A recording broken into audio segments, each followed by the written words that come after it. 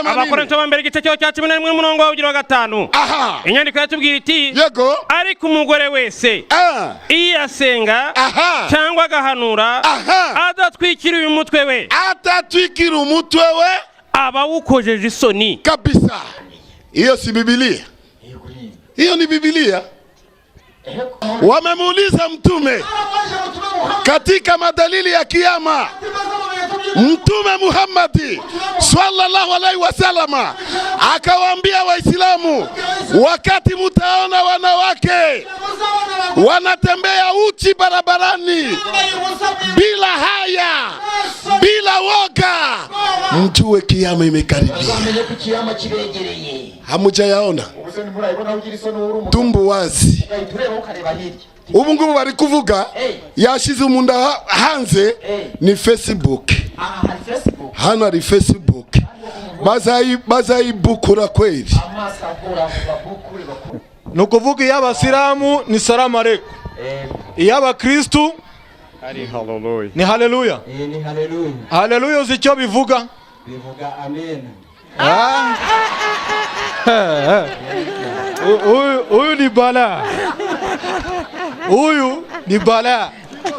Ngo haleluya bisobanuye Amen. Nibwo kwa mbere mbyumvise. Ntabwo yitwa Rubangiza nde? Suleiman. Antoine, sona vugiye. Dore rero ngaha. Fata icyemezo nk'umugabo, ubu nitwa Suleiman. Fata icyemezo nk'umugabo. Hanjye ndi umuyisilamu. Witwa nde? Nitwa Muzigirwa Paul. Iriya kisilamu Uraho umusilamu. Urashaka ko umusilamu unabigaragariza abantu hano imbere.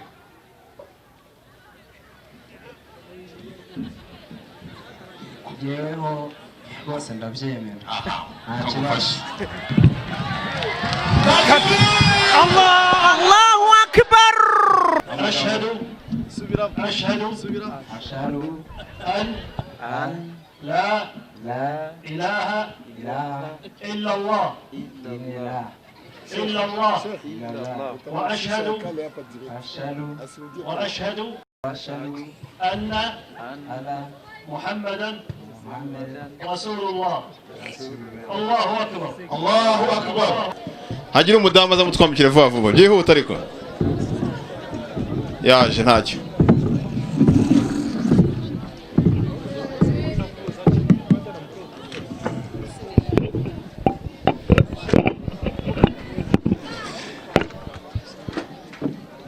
Merezi iyo mikoro.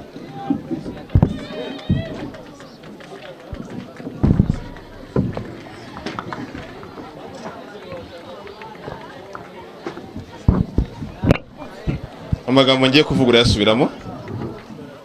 Vuga ngo ashhadu an la ilaha illa Allahu wa ashhadu anna Muhammad Rasulullahi. Ndahamya ku mutima wanjye mvugishije ururimi rwanjye ko nta mana ibaho ikwiye gusengwa mu kuri uretse Imana imwe rukumbi ariyo Allah. Ngahamya ku mutima wanjye mvugishije ururimi rwanjye ko Muhammad ari intumwa y'Imana akaba n'umugaragu w'Imana. Na mu mazina ya Kisilamu wahisemo kwitwa irihe? Ntabwo yazi. Hari Maryam, hari Fatima, hari Khadija, hari Zainab, hari hitamo rayo ngayo, hari Aisha, hitamo Khadija. Mashallah. Akbar. Korbanisa Suleiman ningiye ugiye kuyobora ibiganiro byo kuri uyu munsi. Abavandimwe turi kumwe hano hari abahageze hari n'abatarahagera. Ngira ngo abari baharejo n'uyu munsi nibo bagihari, nuva nta mpamvu yo kongera kubabwira ngo baze kutwibwira. Kereka wenda ngewe umaze iminsi ntari kumwe nabo. nkaba nejejwe no kuba turi kumwe uyu munsi, nasaba Allah ko ibiganiro byo kuri uyu munsi yabituyoborera bikaba byiza kandi bikagira n'umusaruro. Inshallah hari abapasteri babiri twari dutegereje, twari twavuganye ariko ntibarahagera. Allah nadufasha akoroshya imitima yabo bakaza, ibintu biri buze kuza kuba byiza kurushaho. Ariko mu gihe bataraza ntago ndi buvuge kuri topic twagomba kuvuga kuri uyu munsi, ahubwo hari ibibazo byabajijwe ejo, aya nayo tugira ngo tubanze tubisome kimwe kuri kimwe kinasubizwa kugira ngo uwabibajije abashe gusobanukirwa, ndetse n'abandi bashobora kuba bakwibaza nkawe nabo babashe gusobanukirwa. Ikibazo cya mbere cyabajijwe gishingiye ku bayisilamukazi. Uyu muntu yabaje ati se kubera iki abagore banyu cyangwa se abakobwa banyu bambara bakitandiya? Ese muri Bibiliya hari aho byaba byanditse? Wenda natwaye umwanya munini cyane ntatinze, nasabaga umuvandimwe Alhaji Kamana Suleiman ko yazanka kino kibazo akabanza kagisubiza kimwe kuri kimwe inshallah. Salamu alaikum wa rahmatullahi wa barakatuh. Wa alaikum salam wa rahmatullahi wa barakatuh. Kwa hiyo swali ndugu yetu ameuliza kukaratasi, kwa nini wadada wa mama wa Islam wamejitandia? Bila shaka ikiwa yeye ni Mkristo, achukue kalamu yake afate andiko tunaenda kumtolea. Hapa tuko na maswali karibu 10, lakini aizuie mwenyewe iko na swali aje hapa na tumpe mikoa ulize. Nifungulie Biblia, Wakorintho wa kwanza 11:5 inasema nini? Abakorintho wa mbere igice cyo cya 11 umurongo wa 5. Aha, inyandiko yatubwira iti yego, ariko umugore wese iyo asenga cyangwa agahanura adatwikira umutwe we, atatwikira umutwe we, aba wukojeje isoni kabisa. Koko ari bimwe rwose no kwimoza. Tulia kidogo. Kama wewe umeenda kusali, umekuja katika maneno ya Mwenyezi Mungu, ama wale wa ndugu zetu wanavuga tulikuhanura, bila wewe kujitandia, umefanana kama vile mtu ameenda musalon de coiffure wamemunyoa nyele yote. Unajua mwanamke, kuna swali walituliza, ubyiza bw'umugore ni misatsi. Si uko bavuga? niko bavuga. Kamata mke wako, umpeleke ku salon, umujyane muri salon de coiffure, we bakia kunyumba, usigare muhira, wamunyoe zote. ubundi bafata imashini bakora neza kurya batugira. Hiyo sisi wanaume tunasema kara. Ni ra. Yote. Bahere hasi bakure. Akirudi kunyumba, akaingia tu, uzavuga huyu nagwa ni umugore wanje, huyu ni umugabo mugenzi wanje inje. Abagabo ndabeshara, sivyo? Aha, sasa Biblia inasema kama wewe mwanamke unakataa kujitandia, umefanana kama vile mwanamke ametoka musalon de coiffure. Endelea. Inyandiko ikomeza ubwira iti niba umugore adatwikiriye umutwe yikemuze. Niba ari ibiteye isoni ko umugore yimoza cyangwa akikemuza, ajya atwikira umutwe we. Hiyo si Biblia? Hiyo ni Biblia. Niyo mambo unaona wadada wetu wa Islam, wadada wetu wa Islam wanajitandia vizuri sana. Timotheo wa kwanza, ati muri Timotheo 2:9, urwa mbere rwa Timotheo igice cyo cya 2 n'umurongo waho ugira wa 9. Yego. Inyandiko iratubwira iti inshingano y'abagore. Urikumva? Inshingano hano nago bavuze inshingano y'abagabo, inshingano y'abagore. inyandiko iratubwira iti sawa kandi n'abagore nuko ndashaka ko bambara imyambaro ikwiriye yego bakagira isoni birinda kandi batirimbisha ko imisatsi cyangwa izahabu cyangwa maragarita yego cyangwa imyenda y'igiciro cyinshi yego ahubwo birimbishirije imirimo y'ingeso yabo nziza. Nibyo Imana ishaka. Unataka uvale tumanguo twatumini bakapasura hano amaguru yose ri hanze uri kwamagara abagabo muze hano hari umusosi takbir. Allah. Wengine leo wanatembea tumbu yote nje. Wallahi Waislamu tumpende Mtume Muhammadi sallallahu alaihi wasallam. Wamemuuliza Mtume katika madalili ya kiyama, Mtume Muhammadi sallallahu alaihi wasallam akawaambia Waislamu, wakati mtaona wanawake wanatembea uchi barabarani bila haya, bila woga, mjue kiyama imekaribia. Hamujayaona tumbu wazi ubu ngubu bari kuvuga yashize umunda hanze ni Facebook. Hano ari Facebook bazayibukura kweli. Arambara kareso iri hano, kaputura iri hano, kareso iri hano hejuru. Kubera ko umukobwa wanje uri kwambara gutya, ndi kubipa uri kubipa ndi we bipa gusa nawe baza kubipa.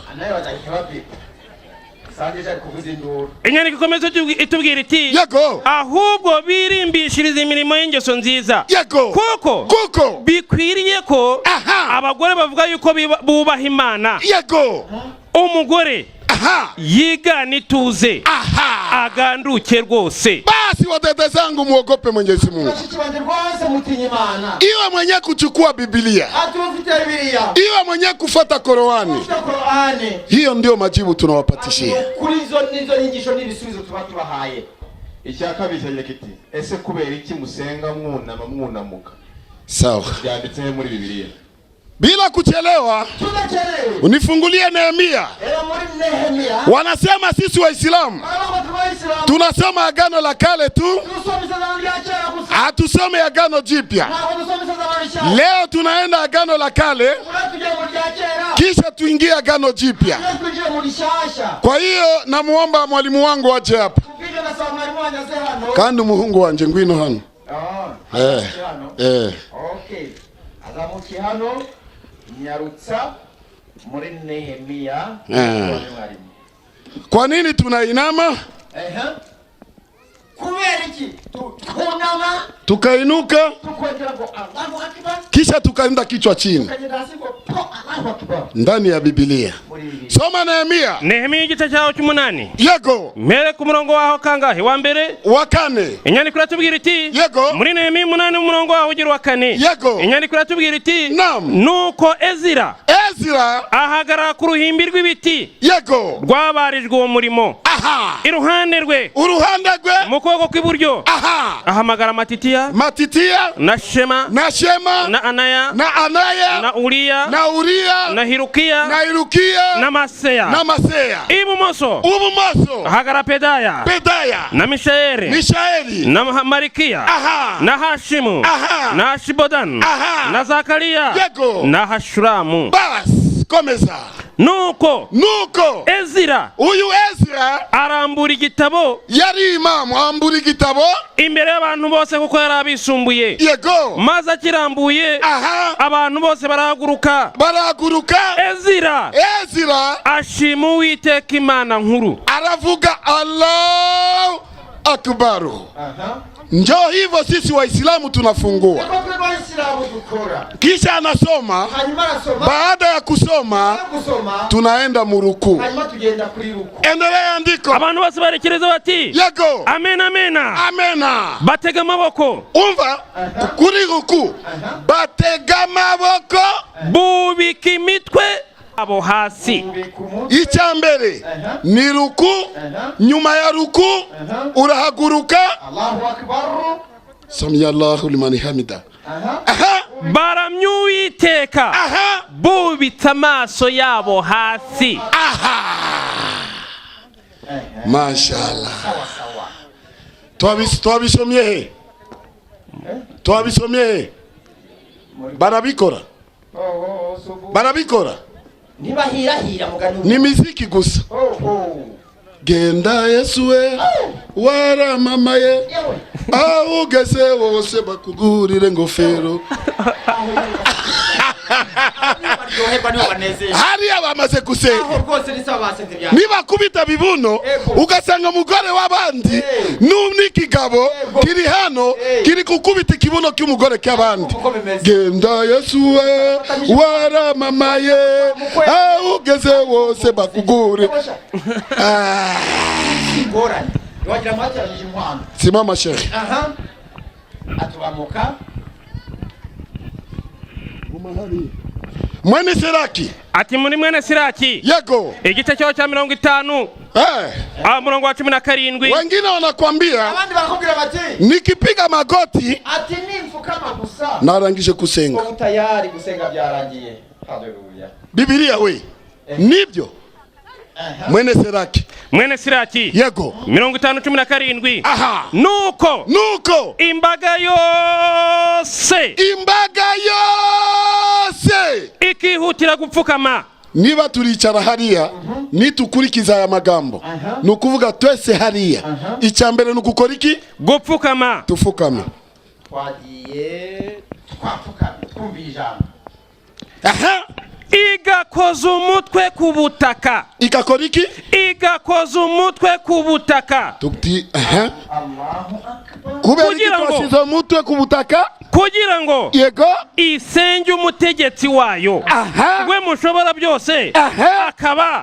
Akaba yego ni Imana isumba byose. Amen. Takbir. Allahu akbar. Kusali kote kwa Kiislamu ndani ya Biblia. Unajua juu ya nini yote iko ndani ya Biblia? Biblia ni ya Waislamu.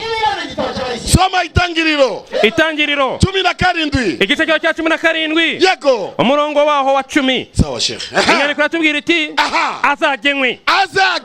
Kugenya. Tumve abandi barabesha abantu kusiramura n'ukumutima. Ninde yababeshe? Ngwino bakusiramure. Oya, kusiramura n'ukumutima. Zana umutima wawe tuyicebe. Niba umutima wawe barayisiramura, ngwino hano tuyiciramure. Akandi hano tufite docteur arahari. Nugufata urugwembe gusa. Hano ba docteur baravuga ni bisturi. Kakanu kare. Barakakata sasa bakate ku mutima. Oragafuru nkweto. Cyo bandiko. Azagenwe. Kugenya. Nuko kata agashishwa. Genda buhoro. Nugu kata agashishwa. Agashishwa kari mu mutima. Waislamu takbir. Allahu akbar. Komeza. Nugu kata agashishwa. Yego. Kuruhu. Rw'umubiri gaba w'umuhungu. Icyo gihe amahanga menshi yakurikizaga uwo muhango. Yego. Mbese nkuko na nubu abayisilamu babigenza. Abayisilamu muye gitabo muri Bibiliya bavuge nkuko na nubu abakristo babigenza. Wabikulahe uzayikulahe barabashuka. Gasubiramo. Enyane kuri tubwira iti 17. Gasubiramo. 17 icumi azagenwe kugenya n'ugukata agashishwa k'uruhu. Ngwino hano kura gutya.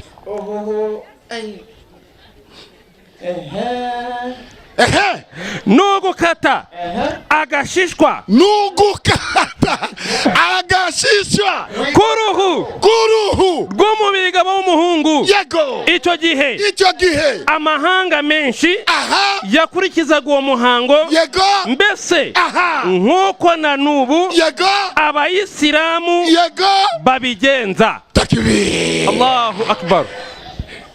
Wewe uragenda na kafirimbi uri musifuzi. Ngwino match ya Arsenal uyu munsi genda usifure.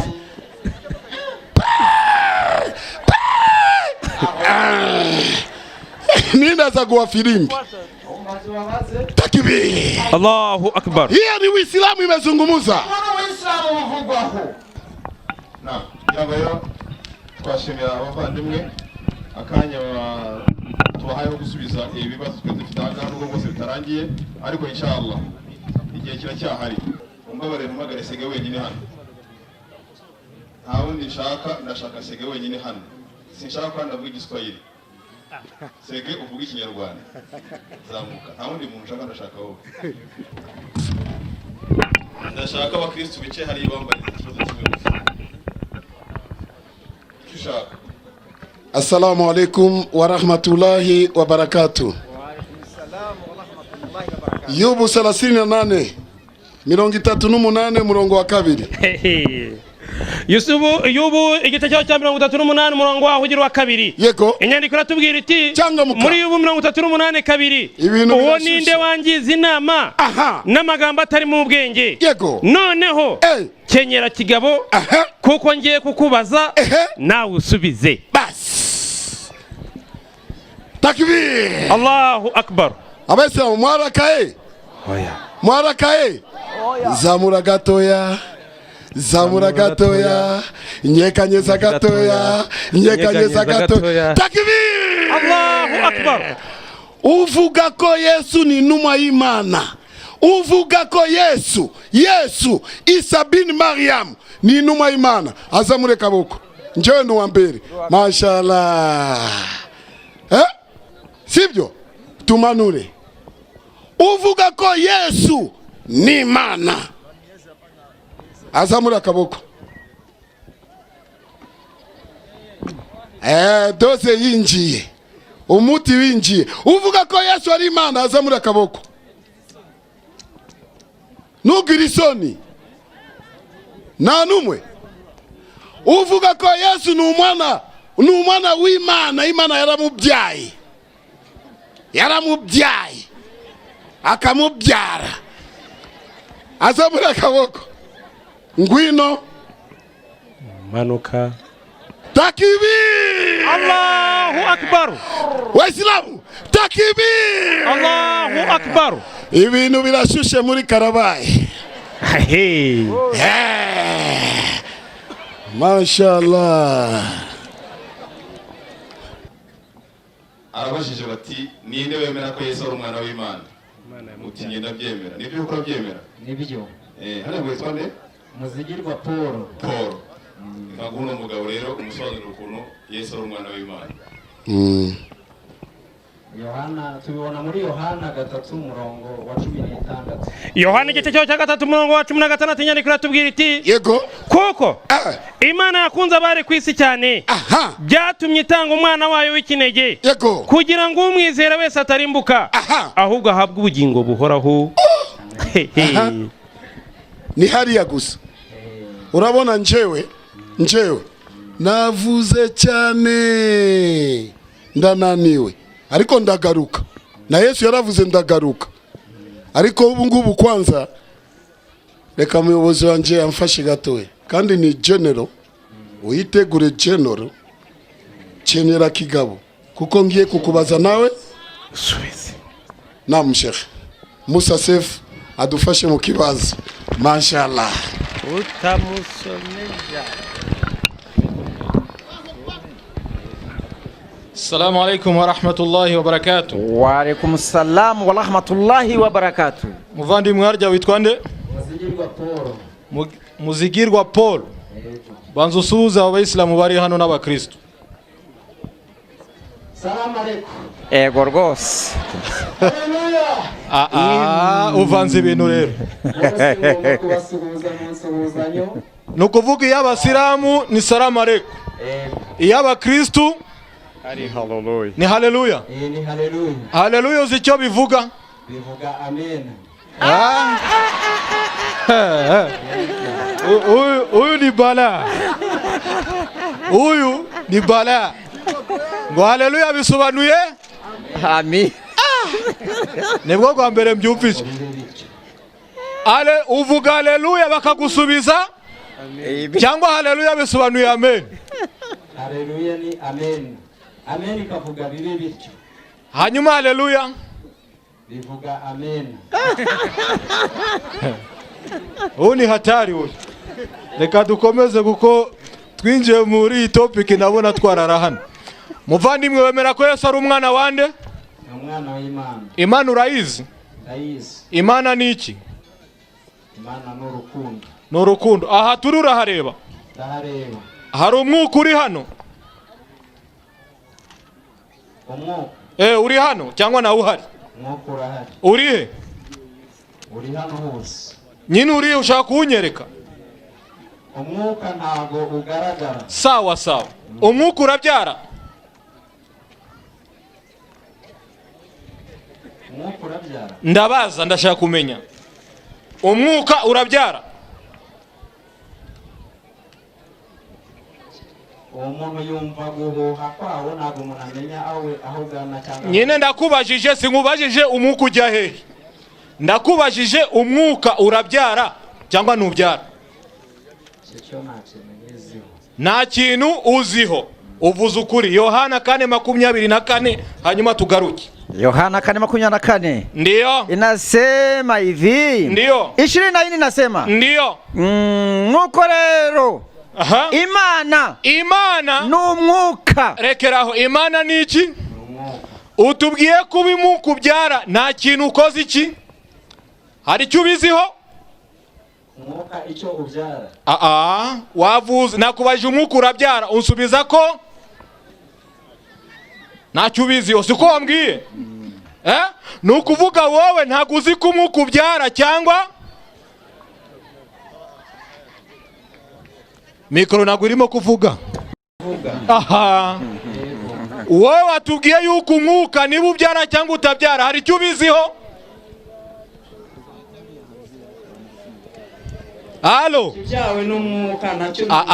Uhinduye topic. Wambwiye ko wowe utazi niba umwuka ukora iki? Umwuka urabyara. Murabona ko abakristo bahinduka nuko nguko. Yambwiye ko atabizi. Abonye inyandiko ivuga ko Imana ni umwuka, aravuga ngo nimvuga ko umwuka ntago mbizi, ubwo ndaba mfashwe. Ahinduye topic. Reka ngusubize ku nyandiko yawe. 3:16 Yohana. 3:13 Yohana kuandika nasoma gasobanukirwe nasema hivi. Ndio. Kuko Imana yakunze abari mwisi cyane. Kuko Imana yakunze abari mwisi cyane. Byatumye itanga umwana wawe w'ikinege. Byatumye iyi nyandiko bavandimwe b'abakristo barayemera, niyo nyandiko bazi mu buzima. Iyi ngiyi ni nka suratul Fatiha ya. Hari iyi ngiyi muzumve yuganiye n'umukristo yatakubwiye Yohana 3:16 akubwira Yohana 1:1. Atakubwira Yohana 1:1 akakubwira Yohana 14:6. Atakubwiraho akakujyana Yesaya 9:5 na yindi. Iyo mirongo ikware izingahe? Umusiramu nushaka gufata abakristo iyo mirongo ko ari nyuza yigi. Nta mupaseri wa kugera imbere. Na uhari. Nubwo abavuye muri Amerika na uhari. Sasa uyu muvandimwe uzanye inyandiko nziza cyane. Imana avuga ngo kuko Imana yakunze abari mwisi. Mbere na mbere yo gukomeza uwavugaga aya magambo wabumuzi cyangwa wisomera gusa? Wavuze aya magambo. Ninde? Ni Imana. Urumva sasa? Kuko Imana yakunze abari mwisi. Ubwo ari Imana yavuga ngo kuko Imana yakunze cyangwa kuko nakunze? Kuko Imana yakunze. Iyakunze ninde urimo kuvuga? Ni Imana. Sasa muvandimwe niyo mpamvu ushaka kukugira inama mbere yo gusoma inyandiko ujye ubanza umenye uwavuze ayo magambo ninde. hanyuma numara kumenya uwayavuze bizagufasha gusobanukirwa. Reka tuguhere ku murongo wa 10 ku nyandiko yawe kugira ngo ubashe gusobanukirwa. Gatatu ku murongo wa 10 mwarimu. Ndiyo. Yesu aramusubiza ati ukaba uri umwigisha w'Abisiraheli. Ninde urimo kuvuga? Yesu. Turi kumwe ariko? Yego. Nukuvuga ugiye kuduha ikiganiro hano ninde? Yesu. Ni Yesu. Buhoro buhoro. Ntumenye ibyo. Nukuri. Ndakubwira yuko tuvuga ibyo tuzi. Ninde urimo kuvuga? Yesu aravuga ngo nukuri twebwe tuvuga ibyo tuzi. Yego. Kandi duhamya ibyo twabonye. Ninde uvuga? Yesu. Ndashaka tujyane gahoro mpaka usobanukirwa. Atari bira byo gusimbuka mu rusengero. Nyamara. Ndiyo. Ntimwemera ibyo duhamya. Ndiyo. Ubwo nababwiye iby'isi. Nimwemere. Nimbabwira iby'ijuru. Muzemera mute? Ninde uvuga? Yesu. Ni Yesu. Komeza. Ntawazamutse ngo ajye mu ijuru. Yesu arababwira ngo ntawazamutse ngo ajye mu ijuru. Keretse umwana w'umuntu. Keretse umwana wande? Uwo mwana w'umuntu ninde? Yesu avuze yuko ari umwana wande? Ikibyarwa n'umuntu nawe niki? Nukuvuga Yesu yari iki? Kuko ari umwana wande? Subira mu nyandiko muvandimwe. Ndiyo. Ntawazamutse ngo ajye mu ijuru. Keretse umwana w'umuntu. Yesu aravuga ngo keretse umwana wande? Uwo mwana w'umuntu ninde? Yesu. Watubwiye yuko icyabyawe n'umuntu nacyo niki? Nukuvuga Yesu ni umuntu kuko yabyawe niki? Nukuvuga Yesu yahamije ko ari umwana wande? Yesu yahamije ko ari umwana wande? Urabyemeye nubyemeye? Takbir! Allahu akbar! Reka dukomeze. Ndiyo. 14 mwarimu. Ndiyo. Kandi nkuko Mose yamanitse inzoka mu butayu. Urumva uyu ninde urimo kuvuga hariya? Umva ngo ni Mose yasinzire yagiye. Kandi muvandimwe urimo gutanga ikiganiro hano ni Yesu. Yesu aravuga ngo ntawazamutse ngo ajye mu ijuru keretse wamanutse ari umwana w'umuntu. Komeza. Kandi nkuko Mose yamanitse inzoka mu butayu. Yesu aravuga ngo nkuko Mose yamanitse inzoka mu butayu. Niko umwana w'umuntu akwiye kumanikwa. Rekeraho. Umwana w'umuntu ukwiye kumanikwa hariya ninde? Yesu amaze kwihamya kangahe ko ari umwana w'umuntu? Kangahe? Ni kabiri. Urumva hari ibintu byoroshye cyangwa ntago byoroshye? Ntago byoroshye. Nukuvuga Yesu mu buhamya bwe yahamije yuko ari umwana wande? Umuntu. Komeza turaza kugera naho ku mwana w'Imana hano urimo kuvuga wowe. Ndiyo. 15 turiho tugeze mwarimu. Ndiyo. Kuko Imana yakunze abari mu isi cyane. Ninde urimo kuvuga? Yesu aravuga ngo kuko Imana yakoze iki? Yakunze abari mu isi cyane. Iryari? Igihe cyose. Wowe. Nuzane blague hano. Umva ngo igihe cyose. Subira mu nyandiko yumve. Kuko Imana yakunze abari mu isi cyane. Kuko Imana yakoze iki? Yakunze abari mu isi. Igihe kizaza cyangwa igihe cyahise? Kizaza cyangwa icyahise? Ni wowe mbaza nagwa ari bari. N'igihe Imana yakunze ni igihe kizaza cyangwa icyahise? Halo. Imana yakunze abari mu isi cyane. Ryari igihe kizaza cyangwa icyahise? Igihe cyahise Imana yakoze iki? Yakunze abari mu isi cyane. Ninde urimo kubivuga? Yesu aratubwira ngo kera Imana yakoze iki? Yakunze abari mu isi cyane. Imana ikora iki? Yohereza umwana wayo w'ikinege. Ninde urimo kuduha ayo makuru? Yesu. Nukuvuga Yesu arimo kuduha amakuru y'umwana Imana yatanze ryari? Kera zamani. Uwo mwana uramuzi? Yesu. Wawe. Yesu nurimo kuduha amakuru cyangwa nundi urimo kuyaduha? umva muvandimwe, ahangaha ntujye ku by'Imana cyangwa bya shitani. Ahangaha turi ku magambo ya Yesu. Iyi nyandiko bavandimwe abakristo benshi barayisoma ariko ntabwo bajya bayumva. Yesu aravuga ngo kuko Imana yakoze iki? Yakunze abari mu isi cyane. Imana ikora iki? Itanga umwana wayo w'ikinege. Yesu aravuga ngo Imana irananga ngewe Yesu cyangwa itanga umwana wayo? Itanga umwana wayo. Nini urimo gutanga ayo makuru? Ni Yesu. Ni Yesu. Iyo ugiye kuvuga ngo wowe ugiye kwivuga uvuga ngo ndagiye cyangwa uvuga ngo yaragiye? Ndagiye kubera ko ari urimo gukora iki?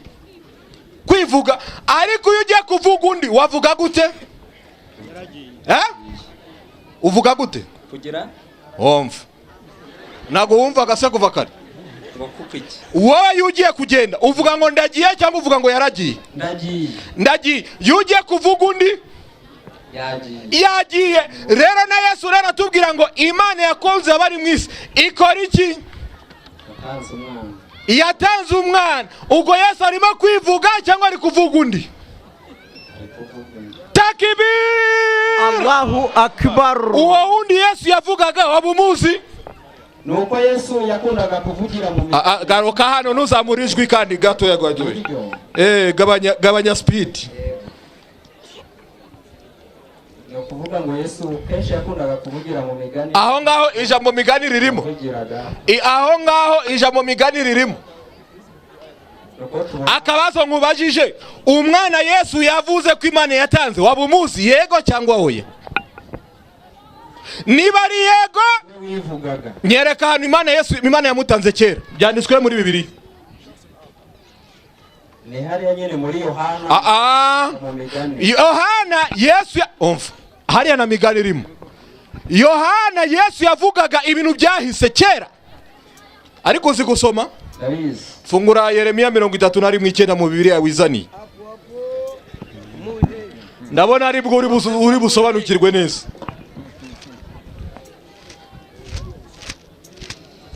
Yeremiya 31:9. Ora umukristo Yeremiya urimo kwishakira mu Bakorino kwe? Wabwira umusiramu ngo sufungura suratul Fatiha cyangwa suratul Nas agashakira muri Bakara? 31:9.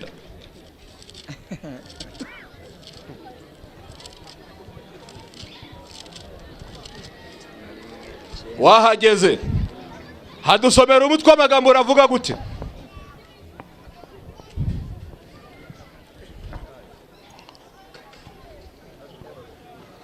Imana izagirana, Imana isezerana, izagirana isezerano rishya n'abantu bayo. Imana igirana isezerano rishya n'abantu bayo. Imana igirana isezerano rishya n'abantu bayo. Iryo sezerano rishya Imana yagize ni rihe? Soma umurongo wa 9.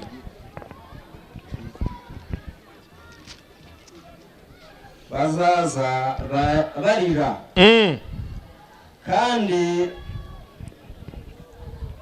Kandi nzabayo. Muvandimwe. Haleluya. Amen. Haleluya. Reka bagusomere hariya twihute. Bazaza barira. Yesu Imana iravuga ngo bazaza barira. Kandi nzabayobora mbamaze agahinda. Ninde uzabayobora? Imana. Ivuga ukuri? Nukuri. Komeza n'inyandiko. Nzabanyuza ku mazi mu migezi y'amazi mu nzira igororotse. Ndiyo. Batazasitaramo. Ndiyo. Kuko mbere Isirayeli umubyeyi. Imana avuga kuko mbere Isirayeli umubyeyi. Nawe Efurayimu. Imana avuga ngo nawe Efurayimu. Ukabura imfura yanjye. Imana iravuga ngo imfura yayo yitwa nde? Efurayimu. Ifura bisobanuye iki? Wa mukuru nyine. Usobanura ikinyarwanda neza nushatse kuvanga ibintu muvani. Imfura bisobanuye iki? Imfura no kuvuga no umwana wa mbere. None se kare kose. Imana iravuga ngo umwana wanjye wa mbere yitwa nde? Efurayimu. Byanditswe mu kihe gitabo? Muri Yeremiya. Yeremiya ari mu kihe gitabo? Muri Korani, muri Bibiliya. Muri Bibiliya Imana usenga irahamya yuko umwana wayo wa mbere yitwa nde? Efurayimu. Nukuri nukubesha? Nukuri. Niba ari ukuri ubwo Efurayimu ni umwana wa kangahe? Efurayimu ni umwana wa kangahe? tutarajya ku byawe turi muri bya Bibiliya kwanza. Ibyawe ububiretse turaza kubivugana nyuma. Ibyawe ububiretse. Imana iravuga ngo Efurayimu ni umwana wayo wa kangahe? Nukuri nukubeshya. Ubwo Efurayimu niba ari umwana wa mbere, ubwo Yesu ni wa kangahe? Takbir. Allahu akbar. Ubwo Yesu ni wa kangahe? Twemera ibyawe cyangwa twemera Bibiliya? Twemera Bibiliya. Bibiliya tubwiye ngo mbere ninde?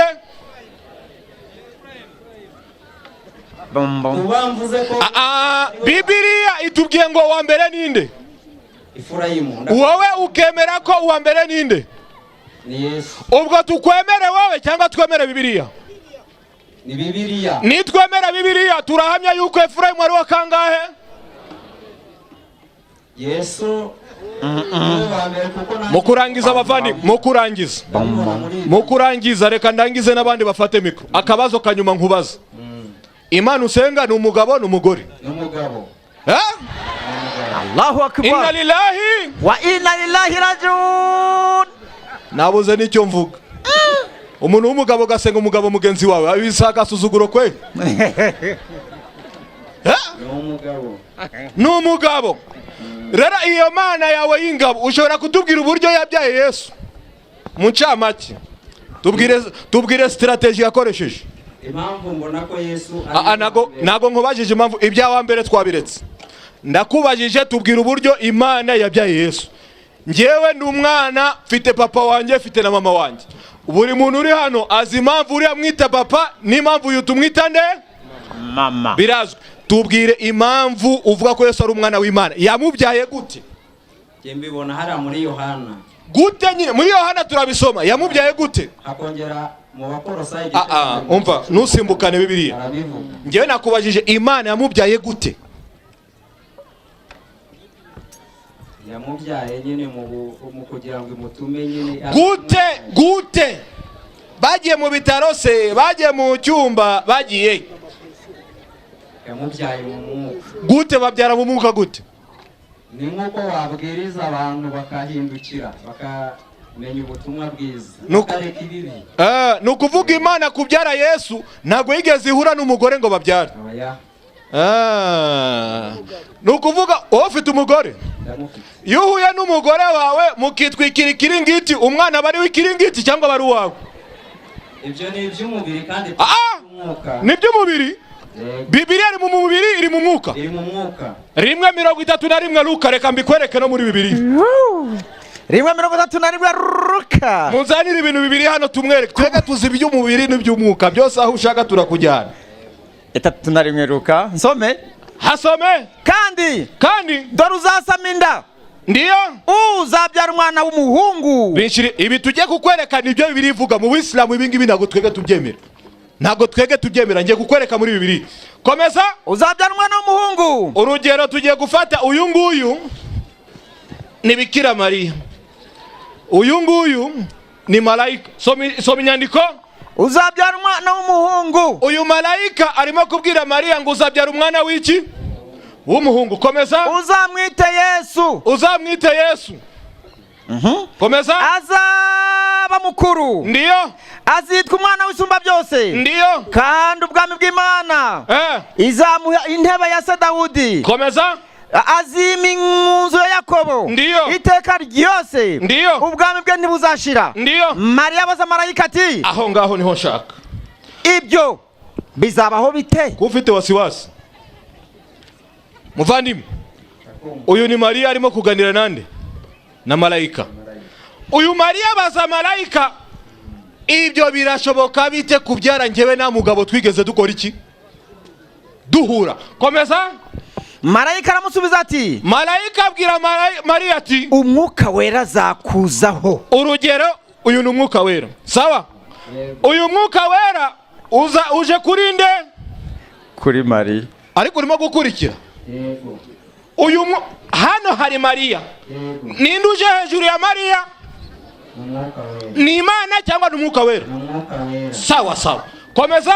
N'imbaraga zisumba byose. Insumba byose ninde? Imbaraga z'Imana ziraje. Zizagukingiriza. Zirabakingirije. muri kumva kaga ka Bibiliya y'Abayisilamu cyangwa tayari mwasobanukiye ibyo Bibiliya ivuga mwabyumvise ni ukuvuga hasi harinde Maria hejuru harinde hanyuma Imana imaze kubona ibintu ari hatari Imana zikora iki sasa ikibazo nkubaza ni bande bari hasi ninde wahindutse ikiringiti hano ubwo umwana ni w'ikiringiti cyangwa nuwo bari hasi takbir Allahu akbar ibi ni bya Bibiliya ariko twege muri Islam ibi ngibi bavandimwe ntago bibaho ntago byemewe ntibikunda ibi ngibi ni amakosa akomeye cyane no kwibereka hano gushaka kubereka uburyo Bibiliya ni igitabo kidasobanutse muri Islam twemera yuko Maria yabyaye ku bushobozi bwa Allah Imana yaravuze Maria Saminda abyara nde ku bushobozi bwa Allah kandi Imana muvandimwe Islam twemera yuko Imana iremuko Adamu ramuzi papa we yitwa nde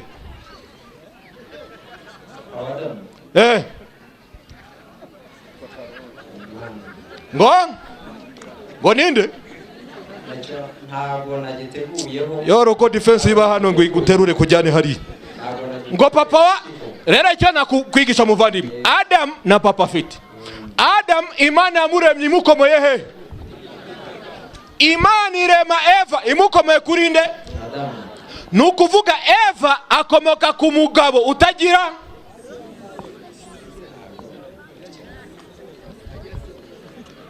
Eva akomoka kuri nde Eva akomoka kuri Adamu igihe akomokaga kuri Adamu Adamu yari afite umugore ni ukuvuga Eva akomoka ku mugabo udafite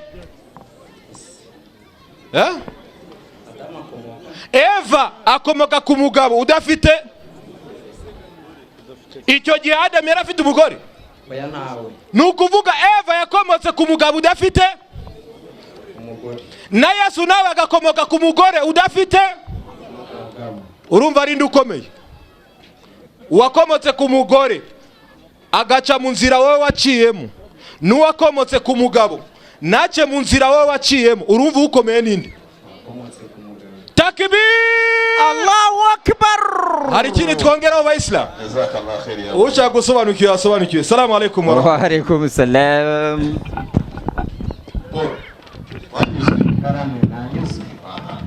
fata icyemezo nk'umuntu w'umugabo kabisa fata icyemezo nk'umuntu w'umugabo fata icyemezo nakubwiye ngo yitwa Rubangiza nde Suleiman Antoine sibonabwiye dore rero ngaha fata icyemezo nk'umugabo ubu yitwa Suleiman fata icyemezo nk'umugabo hanjye ndi umuyisilamu witwa nde nitwa Muzigirwa Paul Iriya kisilamu uraho umusilamu urashaka umusilamu unabigaragariza abantu hano imbere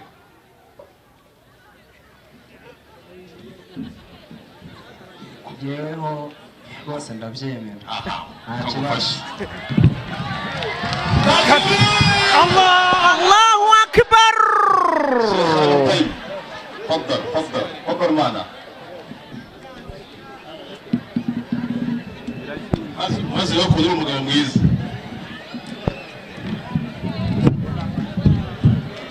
masha Allah Allahu akbar Allahu akbar la ilaha illallah zamura agatuti kawe k'iburyo burya akatuti burya zamura mikoro ashhadu an لا إله إلا الله وأشهد أن محمدا رسول الله الله أكبر الله أكبر الله أكبر amagambo avuze ngiye gasubira mu Kinyarwanda wumva ukuntu ameze uravuga uti ndahamya ko ongera agatoki kawe gashyire hejuru ndahamya ko mbikuye ku mutima wanjye mvugishije ururimi rwanjye ko nta mana ibaho komeza uraza kubyumva ko nta mana ibaho ko nta yindi Imana ibaho ikwiye gusengwa mu kuri ikwiriye gusengwa mu kuri uretse Imana imwe rukumbi uretse Imana imwe rukumbi ariyo Allah. ariyo Allah. Ngahamya ku mutima wanjye Ngahamya ku mutima wanjye mvugishije ururimi rwanjye mvugishije ururimi rwanjye ko Muhammad ko Muhammad ari intumwa y'Imana. intumwa y'Imana. Allahu akbar, Allahu akbar, Allahu akbar. La ilaha illallah, Allahu akbar, Allahu akbar walillahi alhamd. Nakubwiye ntigera itwaga Rubangisa Antoine kera, irangamuntu yanjye nayikwereka. Rubangisa nde? Antoine. Ubu nitwa Rubangisa Suleimani. Wowe uhisemo kwitwa izina rya Kisilamu. Asman. Mashallah.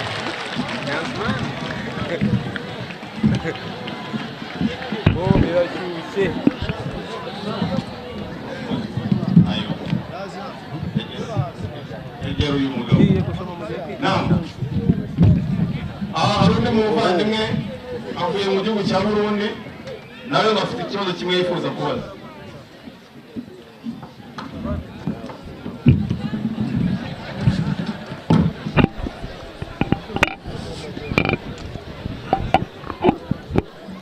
Witwa ndaga mugabo?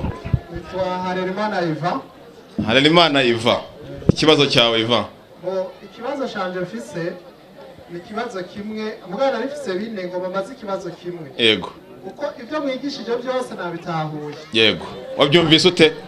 Nabyumvise neza. Umvise ari sawa? Yego ni sawa. Sawa sawa. Ikibazo kimwe hariho mushehe hage yavuze ngo Imana ngo hariho abavuga ngo jewe ngo nabwiwe n'Imana ibi n'ibi n'ibi. Ninde wabivuze? Munyereke muhamagaraze hano. No uwuhe? Ngwino gashiraba. Ngwino. Aze rwose abisubiremo ibyo yavuze. Yego. Yavuze ati bakizwa hariya umva ngo Imana yanyeretse ibi ngo yambwiye ibi ngo ibi n'ibi n'ibi ngo bizoba ibyo bintu ntibibe. Yego. Ngomba mbaze mpemu yera iraza ku muntu mu idini rya Islam. Umwuka wera uza kuba Islam. Uyu mugabo avuga ikinyarwanda ariko hano hari abantu bumva igiswahili cyane. Ngwino. Bombi baragufasha. Ngo mu bayisilamu umwuka wera bazaho. Yes, ngene njidini. Burya mu banyinjije harimo Musaseri. Yego. Reka zamuki hano ishyushye ikibazo. Umwuka wera kujyaho? Umwuka wera. Ahita kishyura. Ako kanya. Fadhal. Inshallah.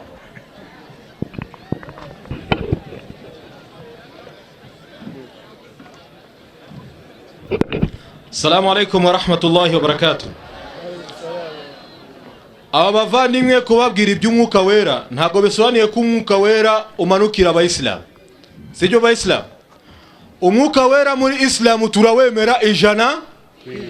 Ariko ntabwo ari wa wundi wumvise bamanura hano riya mazandara basekerebera isokondororo shikara. Ibyo ngibyo si umwuka wera. Umwuka wera ntabwo umanuka nkuko mwebwe mutekereza. Umwuka wera urawuzi? Umwuka wera. Umwuka wera uko narashire mu idini y'abaprotestante gutyo. Ndiyo. Umwuka wera tenda ku umwuka wera uba ku bantu bose. Umanuka gute? Umanuka gute? Umwuka wera kugira uza ku muntu. Ntabwo ubona. Kugira uza ku muntu. Ubimenya gute ko wamanutse? Nisho rero ngomba mbaze kugira ntahuke. Sibyo? Nukuvuga hariho abavuga ngo jeneretswe. Mucamake reka ngusubize. Umwuka wera Bibiliya yasobanuye uburyo umanuka. Ese umanuka gute bigenda gute? Ibyakozwe ni n'umwaka 2 umurongo wa 10. Uyu no mwuka wera. Atari bira byanyu ngo mweretswe igize. 2 umurongo wa 10 mwarimu. Ndiyo. Abandika n'abasoma gasobanukirwe nasema hivi. Ndiyo. Nuko rero ni furajia. Ndiyo. ni Pomfiriya. Soma umutwe w'amagambo kugira ngo abyumve neza. Uko umwuka wera yamanukiye intumwa. Urumva uko umwuka wera wamanukiye intumwa za Yesu. Komeza. Ni Porofetiya. Ndiyo. Ni Pomfiriya. Ndiyo. No mu Egiputa. Ndiyo. No mu gihugu cya Arabiya. Ariko yutangira umurongo wa mbere byari kuba byiza kurushaho. Yego koko. Umunsi wa Pentekote usohoye. Umunsi wa Pentekote usohoye. Bose bari hamwe umwanya umwe. Abigishwa bari hamwe umwanya umwe. Bahuje umutima. Bahuje umutima. Nuko umuriro batungura uvuye mu ijuru. Ako kanya umuriro wakoze iki? Ukora iki? Urakoroka. Uwo muriro wazanywe n'iki? Wazanywe n'Imana. Umwuka wera. Komeza. Umeze nk'umuyaga uhuha cyane. Uwo uraza umeze nk'umuyaga uhuha cyane. Komeza. Ukwira inzu bari bicayemo. Uwo muyaga ukwira inzu bari bicayemo. Haboneka indimi zigabanyije. Urumva? Haboneka indimi zigabanyije. Eso izo ndimi niza aba bagabo bamaze kuvuga hano. Reka twumve izo ndimi. Komeza. Zisa n'umuriro. Izo ndimi zisa zimeze nk'umuriro. Ururimi rujya ku muntu wese wo muri bo. Ururimi rujya ku muntu wese wo muri bo. Bose buzura umwuka wera. Bose buzura umwuka wera. Gute? Manuka. Batangira kuvuga izindi ndimi. Batangira kuvuga izindi ndimi. Nk'uko umwuka wabahaye kuzivuga. Nk'uko umwuka wabahaye kuvuga izo ndimi. Muri Jerusalemu. Muri Jerusalemu. Habaga Abayuda. Habagamo Abayuda. B'abaturage b'abanyadini. Ndiyo. Bari baturutse mu mahanga yose mu mwisi yose. Ndiyo. Uwo muriri. Uwo muriri ubaye abantu benshi bari bateraniye aho. Uwo mwuka umaze kumanuka abantu benshi bari hariya. Batangazwa nuko umuntu wese yumvikanye mu rurimi bavuga ururimi rw'iwabo. Urumva buri muntu yahitaga yumva ururimi rwa he? Rw'iwabo. Nkuko hano hashaka kuba hari uya mushekhe w'umwarabu. Umwuka wera wamanuka agahita atangira kuvuga ikinyarwanda abantu bagakora iki? Bagashoma. Uwo ni wo mwuka wera. Wasobanukiye umwuka wera icyo ari cyo? Ndasobanukiwe. Assalamu alaikum wa rahmatullahi. Wa alaikum assalam wa rahmatullahi wa barakatuh. Wasobanukiwe? Ndasobanukiwe. Neza. Yego nasobanukiwe umwuka wera. Neza. Neza. Neza. Neza. Fata icyemezo nk'umuntu w'umugabo. Hariho ibibazo ntarabaza. Ariko bisaba igihe ndabishire muri frigo. Umunsi mwagiye kuba muri hano cyangwa tukaganira nawe. Bizogana kuko sindabibajije. Ikibazo cya kabiri. Ikibazo cya kabiri. Yego. Ikibazo cya kabiri. Azame katoka.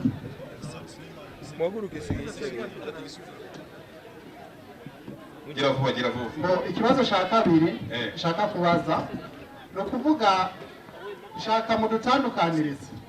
Yesu turabona ba Moise, sibyo? Tukabona Yesu. Ngoma mu dutandukanirize Muhammad na Yesu kubera abasilamu mushira imbere Muhammad, sibyo? Yesu muramwemera, sibyo? Navyumvise mugabo kenshi mu masengesho muri ko musenga haza Muhammad. Shaka rero mudusobanurire Yesu muremera ibitangaza yakoze, ariko sinzi dini rya sinzi Korowani sinayizi mugabo Bibiliya nazimwo byinshi muri Bibiliya. Mu musilamu uzasobanukirwa Muhammad wariwe. Sege? Namshe. Ngwino. Tubyebanyijeho?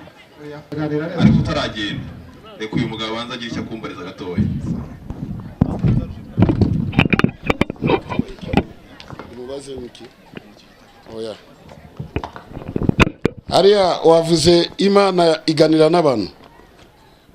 Imana? Beretse n'abantu. Bakumva bakaganira n'Imana. Oya, je navuze mpemu yera bampaye igisubizo. Okay. Ikibazo naribajije. Yego. Naribajije ibitangaza Muhammad yakoze, tuko Yesu yakoze ibitangaza. Mu mbaraga zande? Z'Imana. Nagwa ari za Yesu. Ntabwo ari ziwe. Nagwa ari siwe. Ntabwo ari ziwe. Aha, nukuvuga ibitangaza byose Yesu yakoze mu mbaraga zande? Z'Imana. Nagwa ari za Yesu. Sasa kibazo kiriye. Yasigutse. Yasigutse. Yasigutse. Oya. 2:22 Matendo ya Mitume. Ibyakozwe n'intumwa igice cyaho cya 2:22. Yego. Inkeri kuratubwira iti. Aha. Yemwe bagabo b'Isiraheli mwe. Aha. Nimwumva ya magambo. Yego. Yesu w'i Nazareti. Aha. Wa muntu. Yesu niki? W'i Nazareti. Wa? Sawa? Wa muntu. Yego. Imana yahamirishije ibimirimo ikomeye n'ibimenyetso. Yego. Nibitangaza. Yego. Ibyo yamukoresheje hagati yanyu ubwanyu nkuko mubizi ubwanyu. Ninde yakoresheje Yesu? Imana. Nukuvuga Yesu ni gikoresho cyande? Ibintu byose Yesu yakoraga mu bushobozi bwande? Nagwa ari yande? Bas. Wibere mu Islam. Kwa kumaliza, mukurangiza igitaramo cyacu cy'uyu munsi. Leo ni siku ya mwisho. Leo munsi wa nyuma. Ndugu yangu Mkristo, Mubanyuma mu Kristo. usibakie na kuogopa. Ntusigarane ubwoba. Mwanaume, umugabo, mwanamke cyangwa umugore anayetaka kuwa Muislamu, wumva ashaka kwibera Muislamu, fanya haraka, gira vuba ushyiraho agatege, teremuka, umanuke, kuja uingie Uislamu. uzuba Muislamu. Mungu akusaidie leo. Imana igufashe umunsi wa none. Tosha haya, hanyuma ukura wisoni, tosha woga, ivana ubwoba, amua we mwenyewe, teremuka hapa, umanuke hano, uje uwe Muislamu. wibera Muislamu. Ninde anataka kuwa Muislamu? Ninde wa mbere ushaka kwibera Muislamu? Mukristo yoyote, mwanaume mwanamke, iko hapa. Umugabo yabo umugore wabonye kuraza wibera Muislamu. Usiogope Ntutinye, wala usisikie woga, kugira isoni, teremuka kuja uwe Muislamu. wibera Muislamu. Kuanza huku Kwera hano, hapa kati, hano hagati, fungura njia, tuhanyuma ufungure fungura njia, wanakuja kuwa wa takbir. Allahu akbar. Takbir. Allahu akbar. Takbir. Allahu akbar. Teremuka mwenyewe kama unaamua unataka kuwa Muislamu, teremuka haraka, Mungu akusaidie. Nani mwingine anataka kuwa Muislamu? Fungua njia, Waislamu, takbir. Allahu akbar. Takbir. Allahu akbar. La ilaha illallah. La ilaha illallah. Muhammadir Rasulullah. Muhammadir Rasulullah. Allahu akbar. Allahu akbar. Allahu akbar. La ilaha illallah. Allahu akbar. Allahu akbar walillahil hamdu. Waislamu ghasiyaha. Laha. Takbir. Allahu akbar. Nani mwingine anataka kuwa Muislamu? Undushaka kuba Muislamu izuba riva. Mwanaume wala mwanamke anayeona ukweli anataka kuwa Muislamu.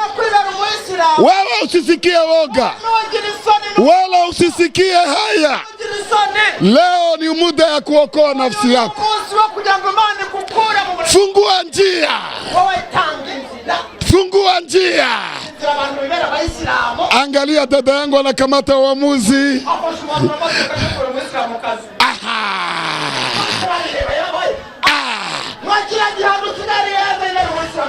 Nani ungine? Nani ungine?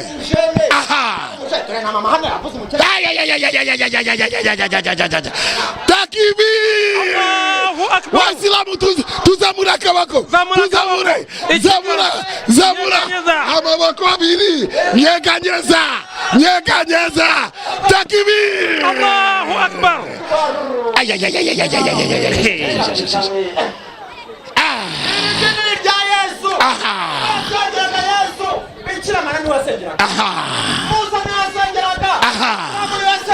Yego. Ninde anataka kuwa Muislamu? Ninde unde yasigaye? Nugirisoni. Nutinya abantu. Leo Uislamu iko wazi mbele yako. Baraza.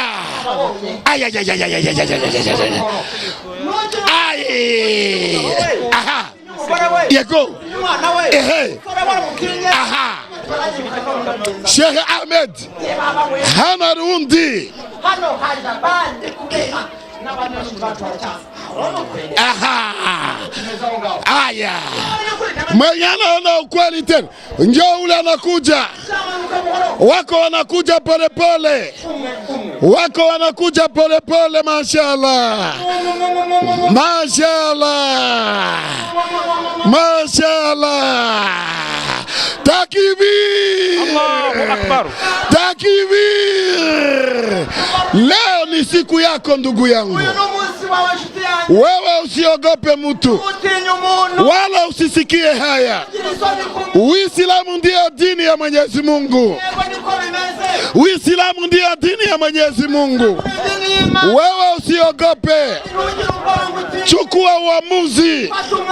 Wewe teremka hapa, uje uwe Muislamu, uokoe nafsi yako, okoa nafsi yako. Nani ungine anabaki? Anataka kuwa Muislamu. Fanya haraka. Naam.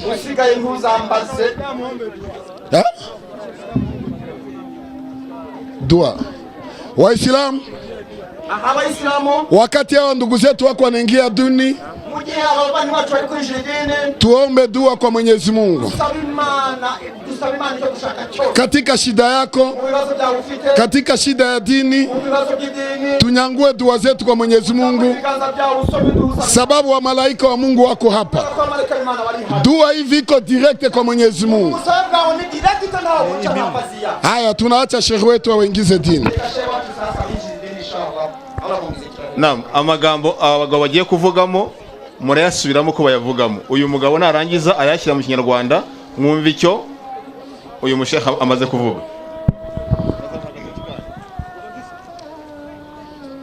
Musubiremo. Musubiremo. Musubiremo. Bamaze no kumwambika ikanzu wallahi.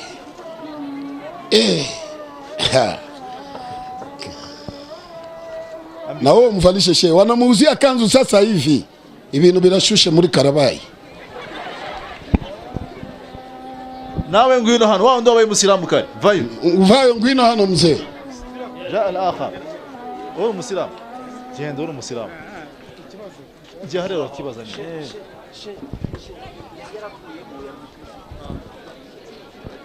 Gongwiki? Ari Rutadi leo amerudi. Hanyuma nza kugira ikibazo njya mu cyaro barongera barampindura, ariko ubu ngubu nagarutse numva ukuri kose. Ni Murtad. Kana Murtad. Faraja. Naam. Takbir. Azabazana. Musubiremo. Naam. Ashhadu an la ilaha illa Allah wa ashhadu أن محمدا رسول الله. الله أكبر الله أكبر الله أكبر. Ndemeza yuko nta yindi mana ikwiriye gusengwa mu kuri uretse Imana imwe rukumbi, Allah. Ndemeza yuko Muhammad ari intumwa y'Imana. Hagira umudamu aza mutwambikire vuba vuba byihuta ariko yaje ntacyo.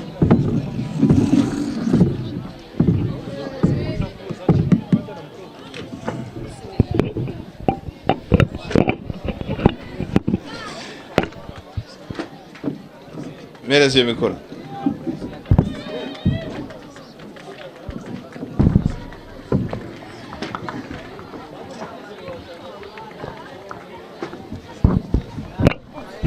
Amagambo ngiye kuvuga yasubiramo.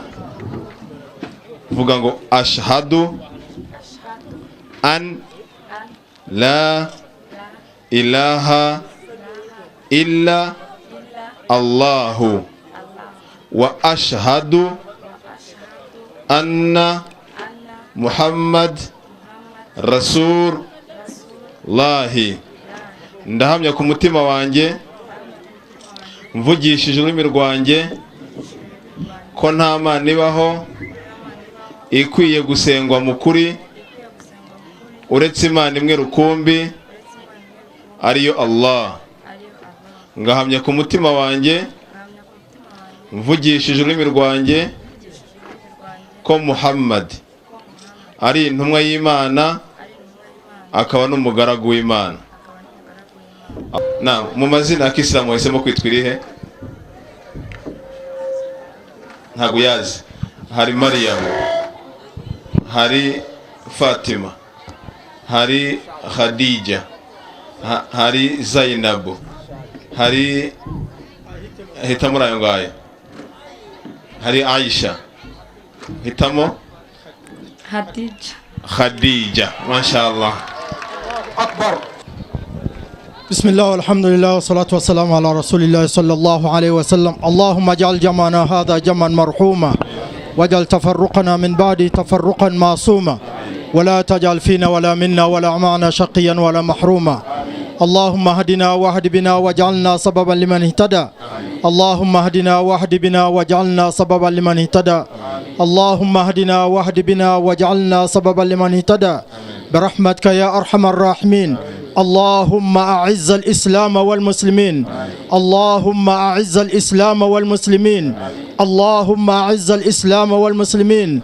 اللهم ارفع راية الإسلام يا رب العالمين. اللهم ارفع راية الإسلام في هذا البلد يا رب العالمين. اللهم ارفع كلمة الحق يا رب العالمين. اللهم ارفع كلمة الحق يا رب العالمين برحمتك يا أرحم الراحمين. nyagasani Mana ni wowe mahoro, turagusaba Mana ko wasakaza amahoro mu gihugu cyacu. nyagasani Mana turagusaba ko wasakaza amahoro mu gihugu cyacu. nyagasani Mana turagusaba amahoro kuko ari wowe mahoro.